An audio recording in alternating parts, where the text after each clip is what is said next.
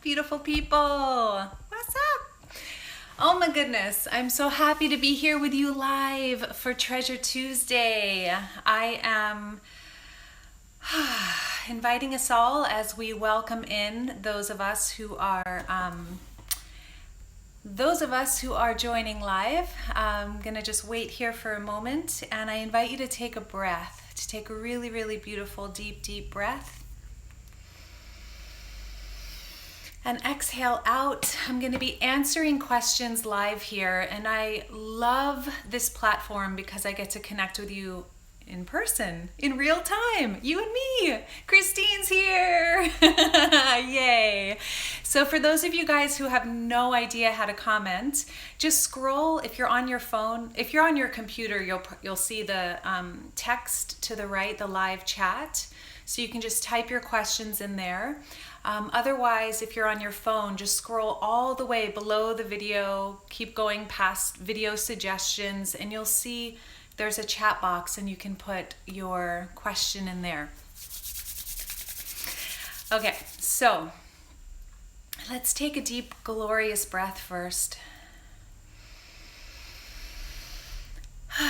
And just exhaling off the day, exhaling off anything leading up to this moment, anything coming up after this live Treasure Tuesday, and choosing to completely and fully bring your attention to your body breathing. Pulling all your life force into your body and exhaling out, letting go.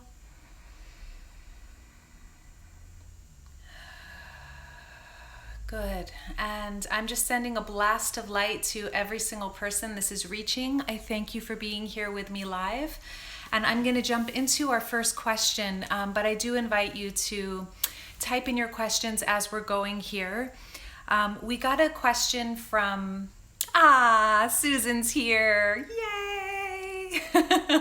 I just love this. By the way, I'm going to be in the diamond process. Leon's here. God, I'm going to be seeing you guys later because I'm popping into our private Facebook group for the coach training later today to answer questions. So you're getting double time, Veronica, today. But please feel free to type in your questions. So questions related to anything you need support with in your life. It might even be just a personal question as far as lifestyle or some tips on whatever it is that you're seeking.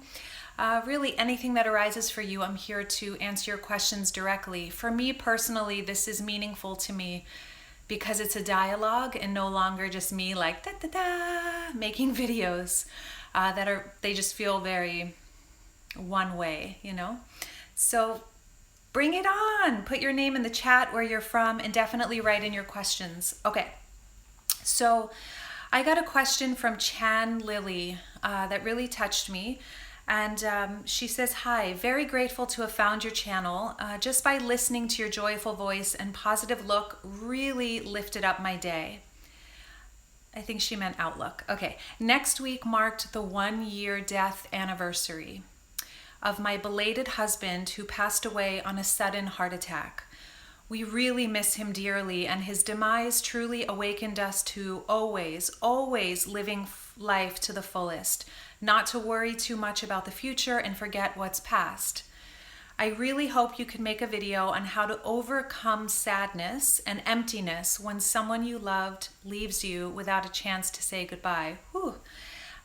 Till then, thank you very much for all the good advice in your videos. Keep up the good work.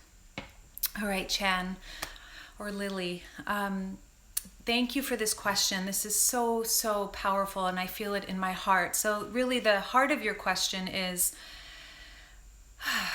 how do you overcome sadness and emptiness when someone you loved leaves you without a chance to say goodbye? Hello, Sabrina. Without a chance to say goodbye. Okay, so just taking a moment and really dialing into the question. It's a potent one. Whether you can relate to her, you've had a death in your family or a close loved one, or you've had a breakup or some kind of ending of a reality, or you've had a health condition or something that completely changed your life. There's always a grieving process when there is any kind of death, a literal death or a metaphorical death, a relationship changing, all of these things. And it's important to grieve. And our culture does not know how to grieve, doesn't encourage healthy grief. Really, we've learned to kind of tuck things away or fall into a depression. We kind of take things to the extreme in our culture. And there is a healthy way through this. What I hear at the heart of Chan's question is she didn't have a chance to say goodbye to her loved one, to her belated husband. So what do you do in that situation? It sounds like there's a lot that was left unspoken, a lot of clarity that wants to be found. And I deeply, well, first, let's just start with this. The key is to first grieve, to first allow whatever feelings arise. It's a whole series of feelings typically. Typically there's grief and sadness. There's also anger. How could you leave me? Maybe anger at source, anger at God, or whatever you want to call it with a capital I for letting this happen. Then it will likely go into the pain underneath that, the sadness, and then the unmet need, which in this situation is not being able to have a proper goodbye, not having a clear conversation before he left, before he died.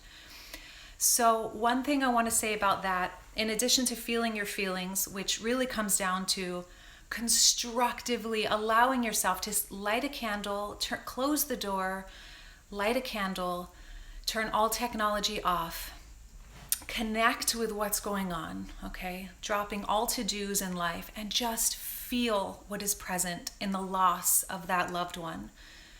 Just to allow whatever is coming up to just be there, to allow it. And notice the mind may say, oh, what's wrong with me? I'm never going to get out of this depression if I stay in these tears.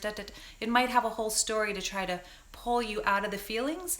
The key is to just come back into the body, breathing, and let the sensations of grief or whatever emotions are there to arise.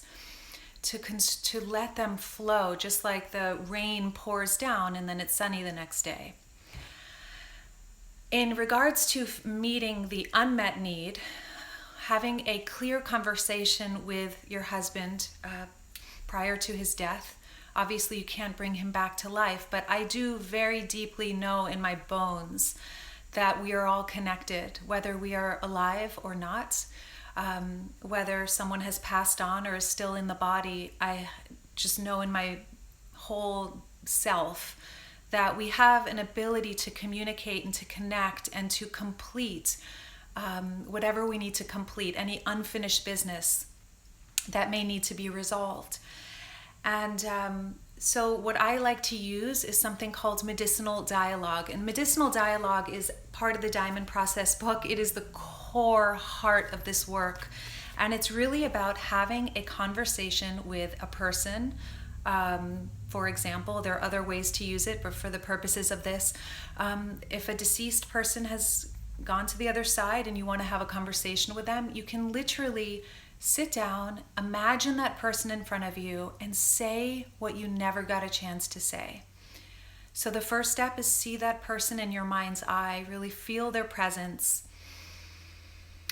And if you can get a visual, picture their eyes so clearly, so closely that you can see their eyelashes and the pores, the texture of their skin. Once you're dialed into that, if you're less visual, no problem. Just feel their presence. And then say anything you need to say to them. Just speak it. Let it all out. Let all the tears flow. Drop the edit button. Drop the book of etiquette. Say it all. If it means being angry, if it means being sad, if it means being in fear, whatever comes up, let it all come up. If it means laughing, if it's a combination of all those things, beautiful. Just let it all come out, all come out, all come out. Everything you want to say. Then stop when you feel complete. Take a breath. I'm getting chills for this part. And then switch seats. Ideally, this is the way I practice it. You can be on your yoga mat, put 2 pillows, and just switch pillows or switch seats, and then speak from the perspective of your deceased husband or whoever else you would like to dialogue with. This works with people who are alive too. Maybe a relationship ended and you didn't get to say what you wanted to say. So it's really about having a conscious dialogue within your own sacred space. And then when you sit in the seat of that other person, notice really sit in their seat first, pause, and don't speak from here. You'll be able to intuit what wants to come through, and then respond to what just came through you from their perspective. And when you're complete, you can go back and forth like this for a while, having a dialogue, or you can do it in writing in your journal, just like you're writing a movie script. Just write it. And let that expression come out, and let yourself be curious, let yourself be surprised. Drop the agenda of what you think will be said, what you think will be exchanged, and let your body speak. There is an infinite amount of wisdom in your body. So good, in your physical body, versus this very, very amazing but limited tool, which is our mind, this instrument. The body is infinitely more powerful. And so tune into the physical sensations, the emotions, let that speak. Then when you're ready and when you're complete, well, I'm not going to get into all that. You can check out the Diamond Process book and go through the whole 7-step process. For the purposes of this, just give the feelings a voice and let yourself have the conversation that you needed to have. And let yourself really receive what comes through. And from there, once you feel complete, release the person, completely let them go. You may light some sage, clear the space, and just come back to yourself and come back to the present moment. And notice how you feel when you unpack what wants to be spoken, and just how you feel after that whole exchange. Just as an experiment, just track, how do I feel now? This might be a dialogue that needs to take place for a week or a month, or maybe it's one sitting and that's it. And then just come back to the key of this is, once you're finished with medicinal dialogue, come back to the present moment and fully live your life. Completely, fully live your life. One thing I'll say is, my father is still alive. He's one of the dearest people to me. And I had the privilege of him having a conversation with me about the day that he dies, very far off in the future, we hope and imagine. But he basically said, Veronica, I want to have a conversation with you about the day I die. Number one, and he listed everything. He wanted to be crystal clear with the whole family about what he wanted. And one thing he did say is, you have 15 minutes to grieve. You got 15 minutes, okay? And then I want you to celebrate. I want you to celebrate and live your life to the fullest, because that's the greatest gift you can give me. And if you have anything nice to say, no funerals. I want it said to me while I'm alive. And that was freaking powerful. And it really opened up this possibility for me of like, oh wow, I can have this conversation with him now. I can celebrate now. I don't have to go into this grief place forever, and instead live my life fully when that day comes. I might grieve for a month or even a year. Who knows what lies ahead? But really, it's important to live your life, because anyone who loves you dearly is going to probably say the same thing. What I would want from you is to see you thrive. So I share that with you, this medicinal dialogue technique, and just an invitation for all of us to live our lives to the fullest. It is the greatest gift we can give others. It's the greatest gift we can give to ourselves. And I believe that it's the greatest gift we can give to our Creator. Okay, what else? Questions. I'm just going to check and see here, because I can't see the chat from here. Let's see. Oh, beautiful. Oh, Estonia, Berlin. Hello, Dallas. Thank you. Christina. Okay, Aquedita. How do I maintain a healthy relationship with a family whose values are completely opposite of mine? Whenever I visit, I feel like the black sheep. I completely hear you, sister, on that. Okay, I get you. I am the black sheep of my family too. Okay, so how do I maintain a healthy relationship with a family whose values are completely opposite of mine? Really good question. And it's a beautiful thing that you're open to creating and maintaining a relationship with your family, even though they're completely opposite of you. So the suggestion I have for this is to find the common ground between you and your family. Obviously, the thing that does not work, and this is something I tried early on my spiritual path, was to convert my whole family to my ideas and, practices and everything I was discovering on my spiritual path. And that's just very preachy and it creates separation. So what I suggest is to find the common ground. If your dad loves movies and you like movies, then talk about movies and go see movies together. On the other hand, if you can't stand sports and all your family does is talk about sports, then find something else that there is definitely a common ground. It might be cooking. So cook together, put on music, enjoy time on the beach or whatever it is that you both enjoy.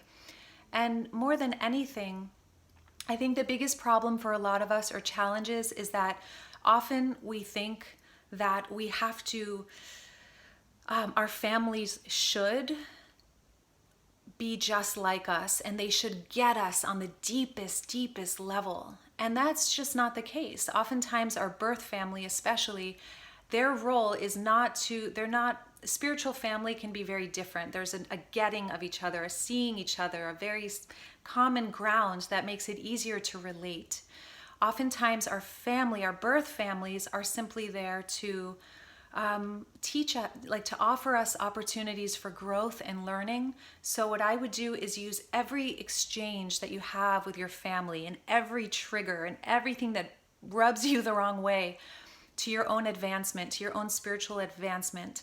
So after seeing your family, track all the judgments you have about yourself, your family, all the stuff that comes up, and release it, clear it, become really mindful and awake to what you're believing about yourself and about life in their presence. That friction is gonna help crystallize and birth the diamond, that consciousness within you. We need that. It's like what Rumi says, if you're irritated by every rub, how will you be polished? If you're irritated by every rub, how will you be polished? Let your family just irritate you. Let that stuff come up and know that you're awakening and you can use it to shine even brighter. Okay. Amelia, hello.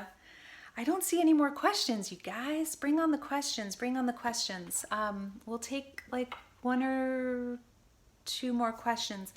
Okay, so I think it's Emma. I'm not sure, but how to do something that scares you. It's so easy to procrastinate. Oh my goodness, so true. Okay.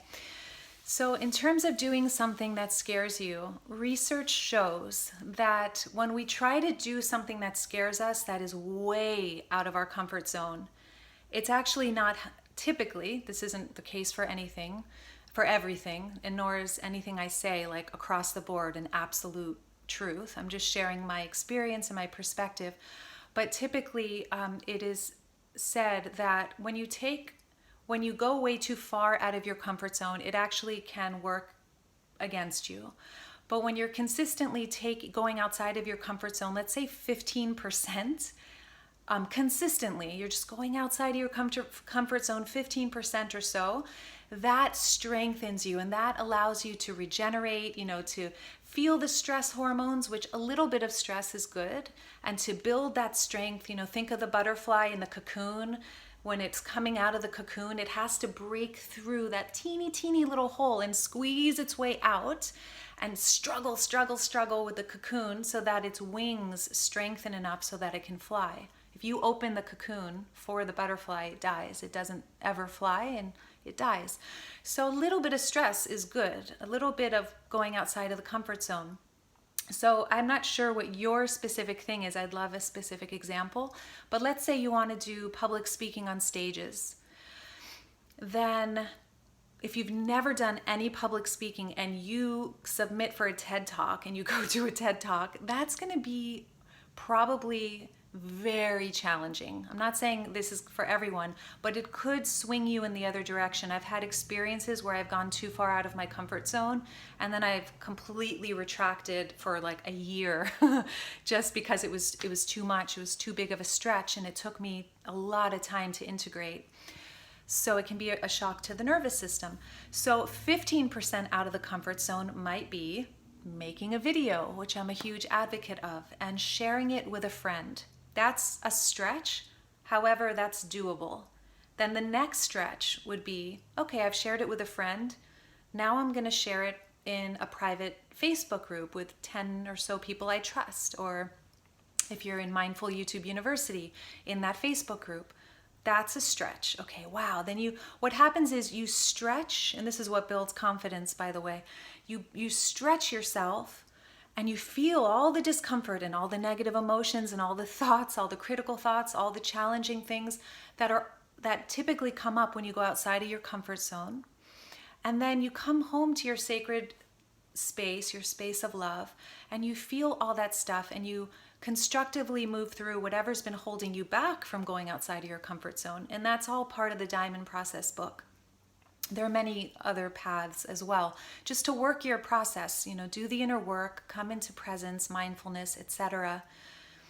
And what happens is you become so resourceful and you start to have this track record of, wow, I can put myself in a very uncomfortable situation, and rather than depending on getting all the accolades and all the success and all the celebration from others out there to help me feel great, I'm able to make myself I'm able to have my own back and take care of myself and feel great regardless of if I succeed or fail out there. And that's really important, because if we're putting ourselves outside of our comfort zone in order to get something, it's just, it doesn't turn out well. But when you're consistently showing up for yourself and you're loving yourself and you're embracing everything that you feel and you are proud of yourself no matter how you do, or then that actually builds confidence. So I would just say, number one, what is it that you want to do in your life? What is that going out of your comfort zone, that thing that scares you? And number two, what is that next stretch? Not the big stretch, but what is that 15% out of your comfort zone? And number three, just do it. I just gulped for you because I know the feeling of like, holy shabeep, I'm gonna go do this thing that's so scary. And just know that that's excitement without the breath. Fear is just excitement without the breath. So breathe, do it, employ support. If you need to, get a coach or ask your friend to support you and hold you accountable. And make sure that you have time blocked out after that stretch to go into sacred space and take really good care of yourself. Take a bath, sit with what you feel, journal, whatever it is. So I hope that helps you. 15% outside of the comfort zone. Consistent steps, and keep upping that self-care. This is so fun. Okay, Sabrina says, how to communicate and open up the wish to have a child and create a family to the partner. How to communicate and open up the wish to have a child and create a family. Oh, okay, to the partner. So how can you communicate to your partner that you want to have a child and create a family together? Is that your question? I think that's what you're asking.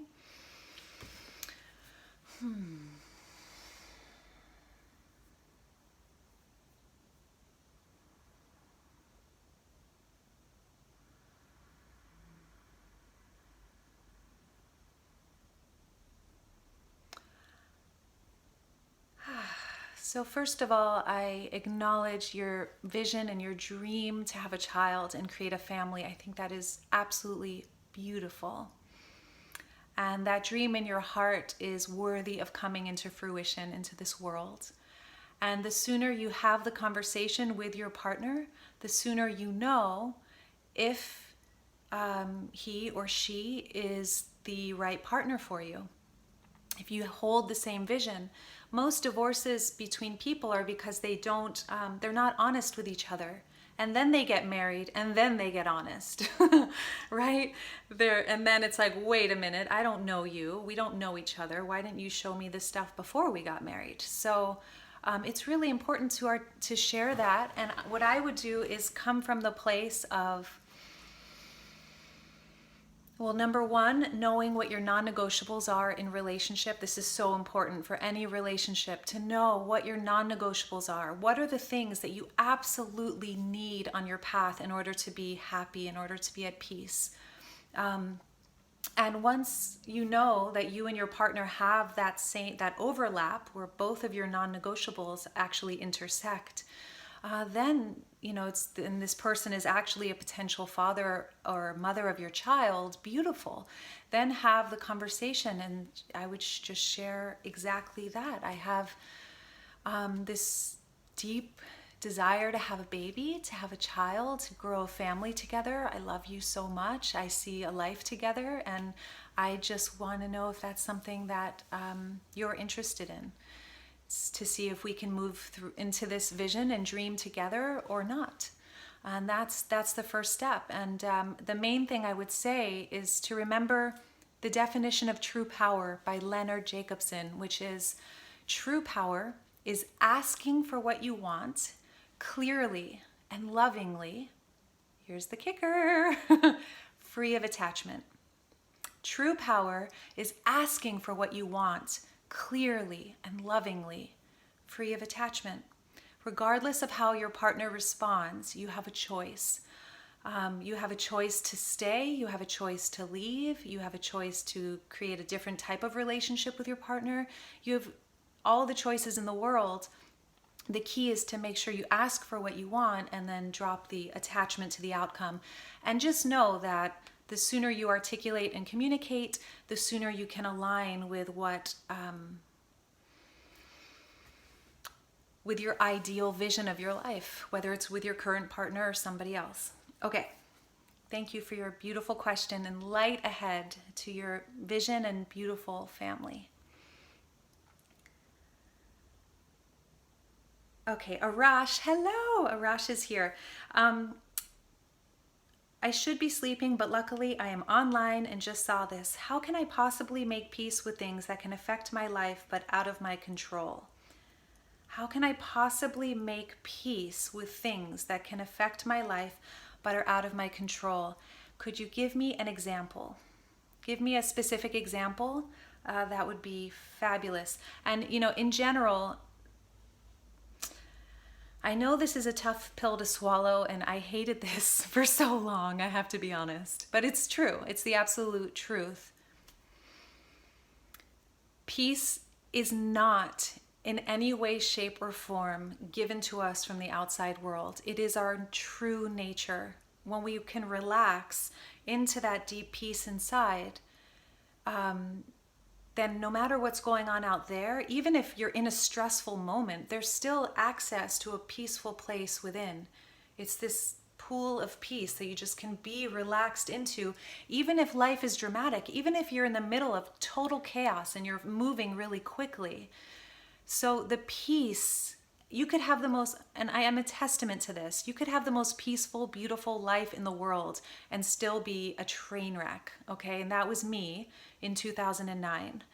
Had it all, everything, traveling first, private planes around the world. I mean, incredible life, everything at my fingertips, perfect health, beautiful, passionate partnership, amazing relationships, miserable inside. So peace is not the result of what life gives us. Peace is a choice, and it's how we show up in life. But I will say it is very helpful to find a way to relax. And I don't mean a temporary fill that, like drinking a bottle of wine and then you feel horrible the next day. There's nothing wrong with a glass of wine or whatever you want to do. But I mean finding a meditation practice or something that will grow over time that helps you tap into that peace.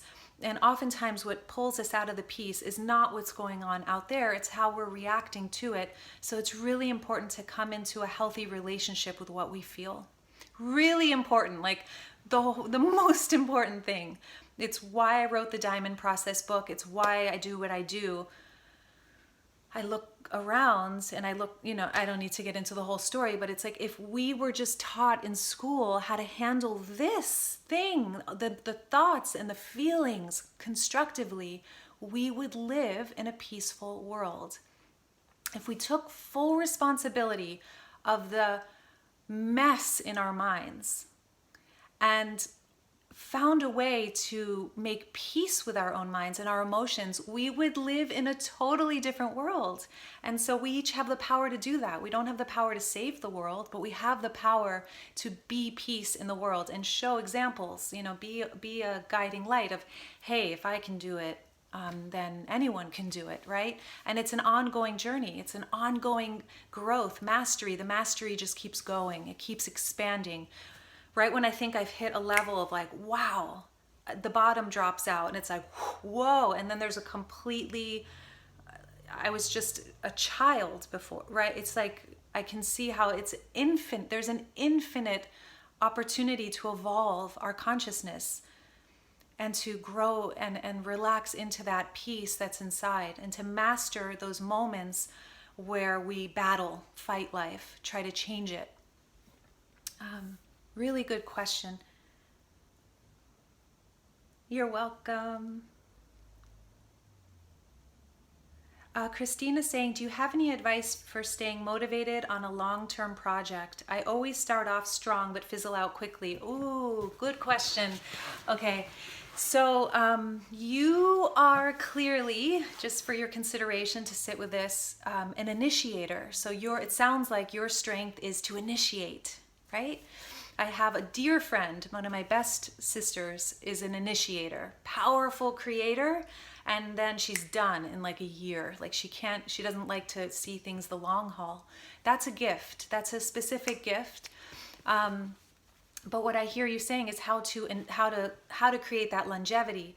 And I do believe that we're here to not only go with our strengths, but also to strengthen those parts of ourselves that may not be, that we need to strengthen in order to succeed at, what it is we're here to do in life. So my tip would be to, first of all, make sure that the thing that you're going for speaks to your heart deeply.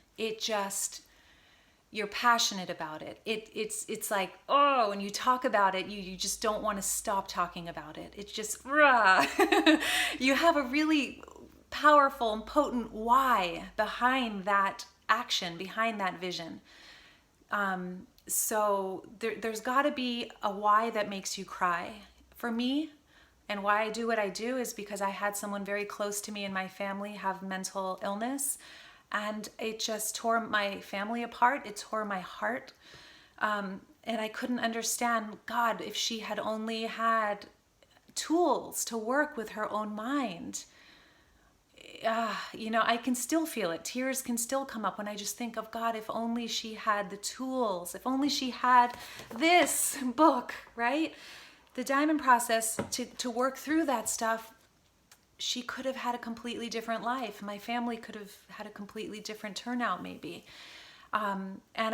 So anyway, that's the why that makes me cry. If I could just bring that to one person and help them, come into peace in their own heads, in their own families, in their own hearts, God, that's worth it. I work my ass off, and this is completely transparently. I work so hard. The way I have that longevity is because what I do matters to me. It means so much to me. On another angle of this, it's really important to track when you're going into pity thoughts or like the pity party or victim. Oh, this is too hard. I don't want to do this. Whatever you go out there to do, if it's really worth it, it's going to be really, really challenging. And instead of looking at it as like, oh, I just want to quit, I want to give up, poor me, let me move on to the next thing.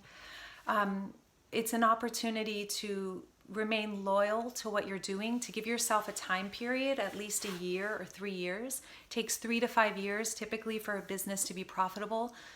So just to know those sorts of facts and to stick it out for that long haul. And the third thing I'll say about this is this is my favorite, take really, really good care of yourself in the process of what you're going for. So treat yourself like a prince or princess, like really pamper yourself. Doesn't have to cost money. Go lay under a tree and block out your schedule, once a week. I'm working really long hours right now and on my own business. And I just make sure I get my workout in the morning. I have my green juice. I make sure one day a week I have at least half a day where technology's off and I'm out in nature and things like that. Take care. I get my massages and my acupuncture. So take care of yourself in the process. And I would just track what thoughts are. What are the thoughts? So there's typically a trigger. Right? You have a moment in your business or what you're going for where there's like a low. Somebody doesn't like a video or something, or the world doesn't celebrate whatever it is that you're doing. Then after that trigger, there's a thought. This is where the opportunity is. What is the thought that's holding you back? So the thought is what's going to create the turnout of your work. The thought will either say, oh, it's time to quit. I hate this. I'm done with it. It's not fun anymore. It's not my passion anyway.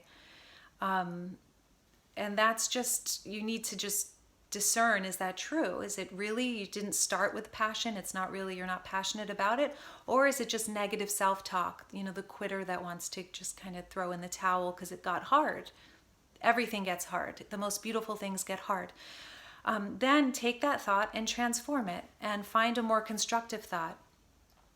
And ask, for example, wow, okay, nobody liked what I put out there. Great, this is an opportunity for me to become even more empowered from within rather than needing approval out there. Or I would ask myself, what is the learning? What is the growth opportunity? And just go into celebration. Yes, I'm strengthening my perseverance muscles, whatever it is that you need to strengthen in order to keep going. And I would say perseverance is a big one. So anytime you hit up against a challenge, just see it as an opportunity to build that muscle. Okay. Yeah, and self-care, self-care, self-care. Motivation drops when we're depleted. So just make sure your cup is full and serve from there. Okay, so you're welcome. And Christine is asking, I'm still struggling with consistency. Do you have any suggestions on how to build consistency in your life in different areas?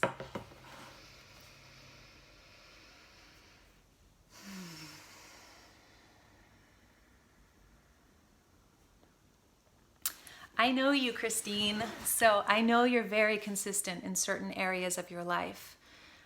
So I know you have that muscle. And what's coming up, and this might be accurate or not, is that there might be an opportunity to let yourself relax into the inconsistency. I know this is probably like the last piece of advice or suggestion that you expected, but you are such a powerhouse and you are such a driver. You're amazing at what you do in the world, and it might be an opportunity to just notice the thoughts that tell you, oh, I'm not consistent enough, and let yourself off the hook from that belief. Now, if there's a particular area that you really want to be consistent with, maybe the goal that you've set is too much of a stretch, and so it's like overwhelming, and there's no way to be consistent in that way. So I would just make it a much simpler goal, and just do that every day for 40 days, like in the 40-day process we're doing in the coach training program. So, and another thing that's coming up is to celebrate when you are consistent. I think one of the biggest things we do as a culture is we don't celebrate what we're actually doing and what we're actually achieving. And instead, we're always looking to the next thing. Oh, I have to do that next thing, that next thing. When you're fully engaged and present and celebrating yourself with each step, it doesn't matter what you do. It doesn't matter how things turn out, because your journey, you've enjoyed the journey. I have a question for you. If you knew success, this is a Q&A from me to you. If you knew success, is for everyone watching, if you knew success was inevitable in the thing that you are doing right now, or the thing you're most inspired to create in your life, how would you choose to get there? If you knew success was inevitable for you, absolutely gonna happen, you knew 100%, how would you choose to get there? Whatever the answer is to that question, move that way. Move that way now. And keep returning to that. When you slip, then let's say you overachieve and you stress and da-da-da-da-da-da. It's okay. Come back to the slow and steady if that's the way that the answer guided you.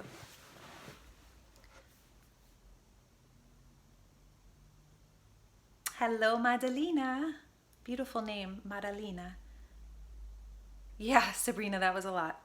The power of now is the most powerful tool for peace inside. Amen. Hallelujah. I could not agree more. Kate's here. Mwah, mwah, mwah. I love this live connection too. Arash, I'm going to share. I want to renounce my citizenship, but the government almost never allows this, and my plans depend on this. I can't make peace with this. I despise that they have power over me. Okay, yeah. Thank you for clarifying in that, getting specific. Okay, so, Arash, that I so hear you. I really hear you. I hear your clarity. I hear your desire to be free. I hear your desire to live in a country that resonates for you, that you know, like you feel like you belong in. And I know how challenging it can feel when it seems like the power is outside of you.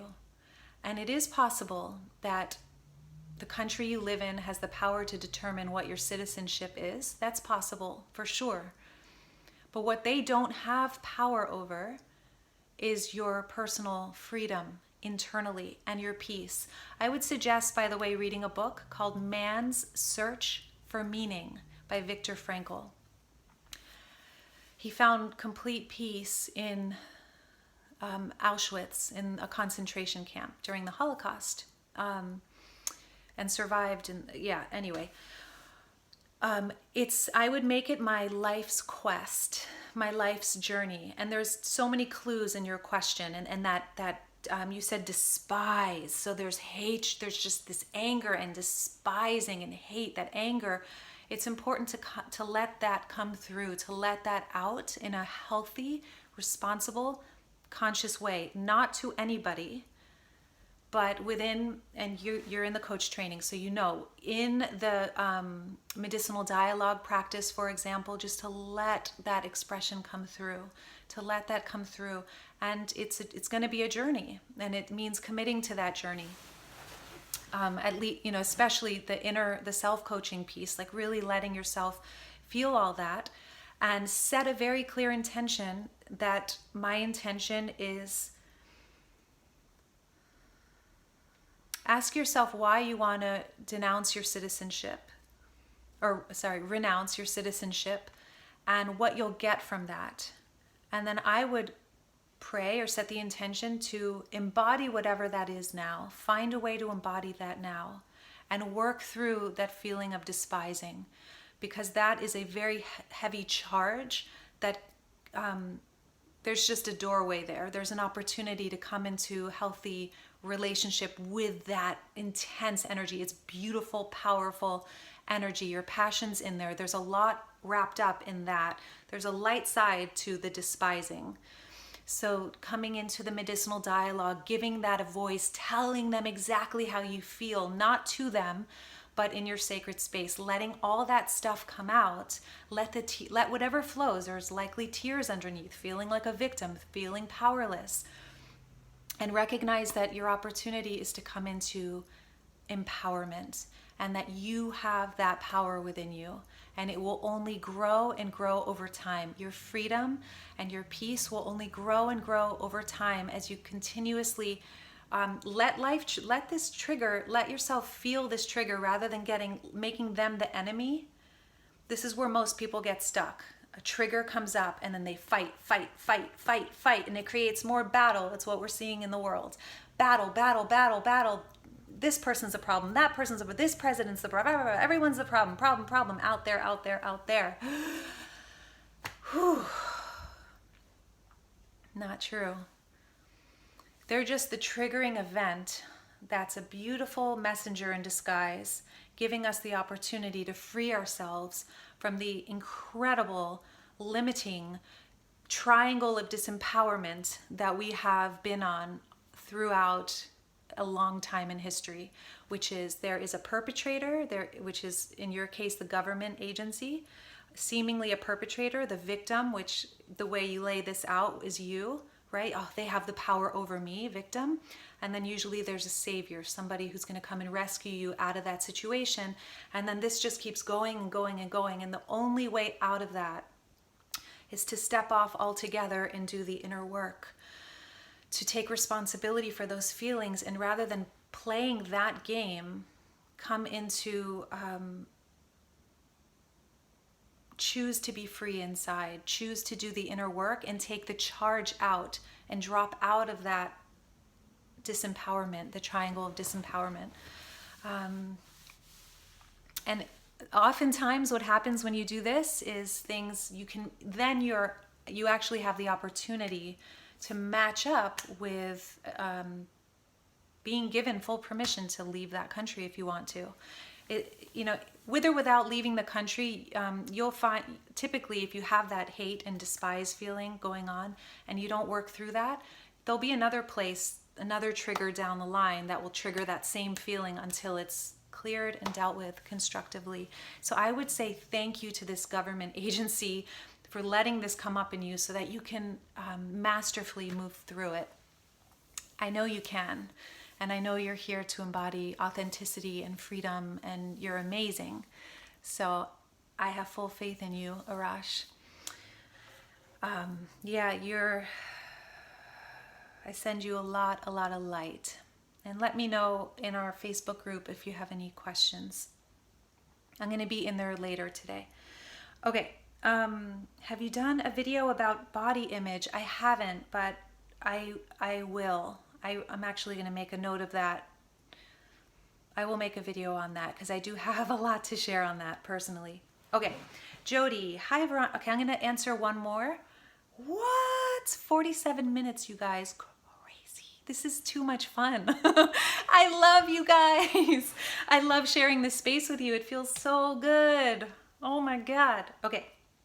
Jody says, hi Veronica, any advice on how to best deal with emotional bullies, especially those who need to deal with due to a child being involved, so you cannot cut them out of your life completely?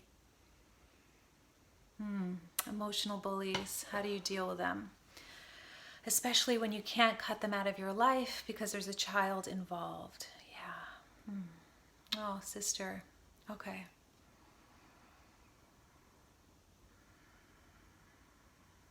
All right, so I have a question for you. When you were a kid, were you bullied? Were you ever bullied? And I would ask yourself, I would reflect on the question, when was the first time in my life that I felt bullied by another person, by another kid? Likely it was young. And recognize that that child, that the inner child within you is the one who is feeling all the feelings that can come up when you're feeling emotionally bullied.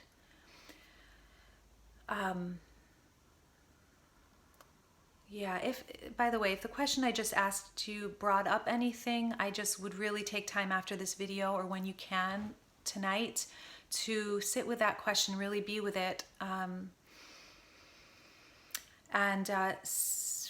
let yourself feel the feelings associated with that. Yeah, and more than anything, this is an opportunity to come into right relationship with the inner child, because if somebody's coming in and being an emotional bully, it's really an opportunity. The true you is untouched by an emotional bully. The true you is peaceful, present, clear, empowered, whole, present, just here, and empowered from within. Meaning if somebody's bullying, it's very clear. You just walk away or whatever you need to do.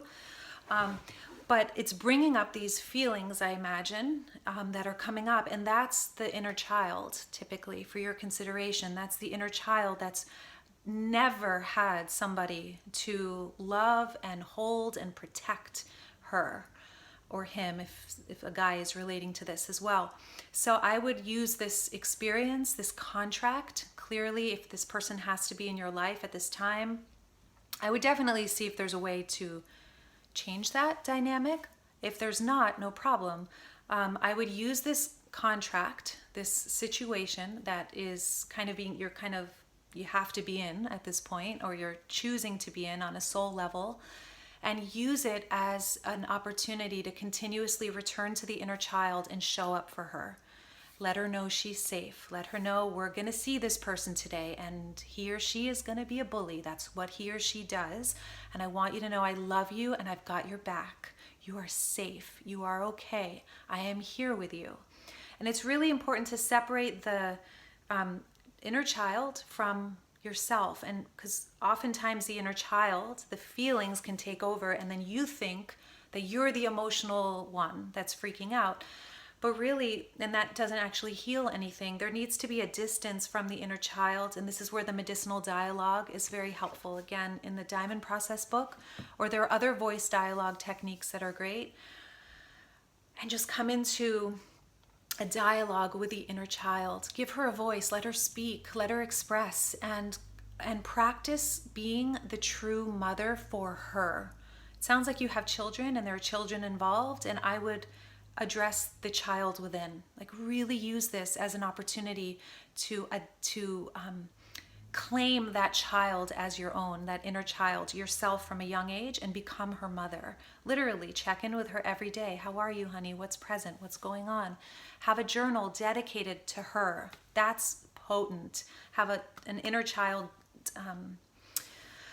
journal, and every morning have some tea, sit outside, if you can, or at some point in your day, and just free form write from the inner child and speak to her in the as a medicinal dialogue from the mother, the true mother. And the true mother doesn't say, honey, everything's perfect, everything's going to be fine. The true mother says, honey, I know this is hard. It's just honest, not trying to be perfect. It's more so, I know this is hard, and I want you to know I'm here with you. I love you. You're safe. I'm doing my best right now. I'm learning too. It's not easy for me either, but I want you to know I love you so much, and you come first. So I hope that supports you, but I think it's an opportunity to build that bond with the inner child within. And that can be foundational, transformational work that then when that emotional bully comes at you from out there, the vulnerable one inside, the inner essence, the innocence inside, the inner child that's very vulnerable, feels your protection, feels your love, and that just bounces off. It no longer absorbs, right? It just no problem, because you're taking care of yourself.